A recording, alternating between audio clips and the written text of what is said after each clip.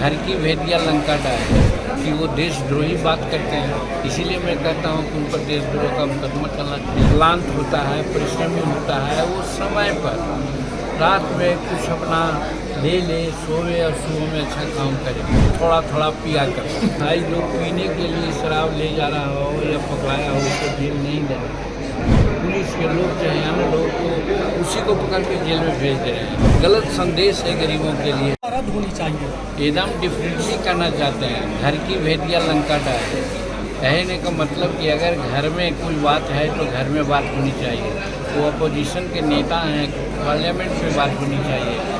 और संविधान और आरक्षण के बारे में समूचे इलेक्शन में उन्होंने गला चिरा करके कहा, उसका प्रभाव भी पड़ा कि एनडीए को कम सीट आई।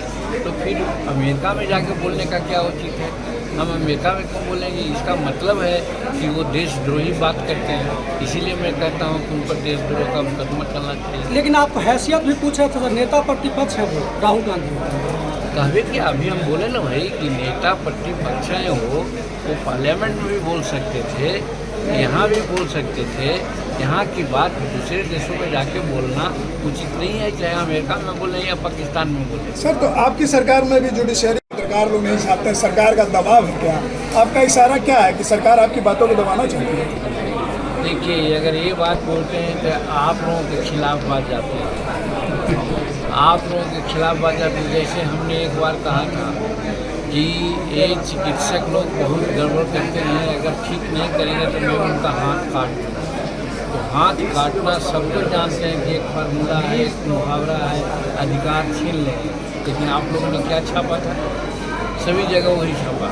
ये शराब के बारे में भी हमने ये कहा कि भाई जो बहुत क्लांत होता है, परिश्रमी होता है, वो समय पर रात में कुछ अपना ले सोए और सुबह में अच्छा काम करे। तो आप लोगों ने कहा कि जीतन मांझी कहा कि थोड़ा थोड़ा पिया कर। तो इसीलिए मैं कहता हूँ कि आप लोग हमारी बातों को हास्यास्पद बना देते हैं, तो जो हमारे कहने का जो सेंटीमेंट होता है वो मार खा जाती है। आपने सरकार पे भी बोला कि सरकार का दबाव है क्या? सरकार पर कोई दबाव नहीं आप लोगों पर। सरकार का क्या दबाव? आप लोगों का जो संपादक हैं, जो बड़े बड़े लोग बैठे हुए हैं, वो दूसरे मेंटेलिटी के होते हैं। हो सकता है उनको सूट न करता हो, इसलिए उन्होंने ऐसा किया हो। सर, राहुल गांधी सरकार नहीं, मान्यता पर प्राप्त पत्रकारों का जो एक राशन कार्ड था, रेलवे में सुविधा मिलती थी, उसको बंद कर दिया है। क्या केंद्र सरकार का प्रभारी मंत्री हैं, क्या सरकार से मांग करेंगे कि पुनः चालू हो? जिसकी जानकारी हमको नहीं है, लेकिन आपकी जानकारी अगर सही है और जानकारी दिया है आप,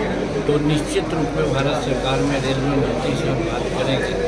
पत्रकारों को अगर इस प्रकार की सुविधा थी तो सुविधा रहना चाहिए, ये मैं मानता हूँ। सर, बिहार में शराबबंदी को लेके आपका बयान आया था सर। मद्य निषेध मंत्री भी रत्नेश सदा जी ने भी कहा कि दलित लोग ही सिर्फ जो है वो जेल जा रहे हैं शराबबंदी के बाद। आपका भी बयान आया सर। तो आज नहीं, हम दसियों बार इसकी चर्चा किया है कि शराबबंदी का कानून बहुत ठीक है। हम भी शराबबंदी कानून लागू करने का प्रस्ताव आया था, उसमें साथ। लेकिन जैसे गंगा हरिद्वार तक बहुत अच्छी है, लेकिन आगे बढ़ती है, पटना आते आते गंगा का पानी पीने लायक नहीं है। तो मेरा कहने का मतलब उसका ट्रीटमेंट होना चाहिए। तो उसी प्रकार से शराबबंदी ठीक है, लेकिन बहुत बार इसमें समीक्षा की बात आई है। हम इसके लिए धन्यवाद कहीं देते हैं नीतीश कुमार को कि जब हम बोलते रहे तो उसकी समीक्षा हुई और तीसरी समीक्षा हुई कि भाई जो पीने के लिए शराब ले जा रहा हो या पकड़ाया हो उसको जेल नहीं देना। लेकिन कहाँ लोग मान रहा है? पुलिस के लोग चाहे अन्य लोग को उसी को पकड़ के जेल में भेज दे रहे हैं। तो मेरा कहने का मतलब जो क्रियान्विति है उसमें कहीं गड़बड़ी है। इस चीज़ को वर्तमान सरकार को देखना चाहिए, जिसमें कि हमारे गरीब लोग प्रताड़ित नहीं हो। सर, राहुल गांधी मालूम है कि 4 लाख से ज़्यादा लोग अभी कानूनी खतरे में पड़े हुए हैं। ये बहुत गलत संदेश है गरीबों के लिए।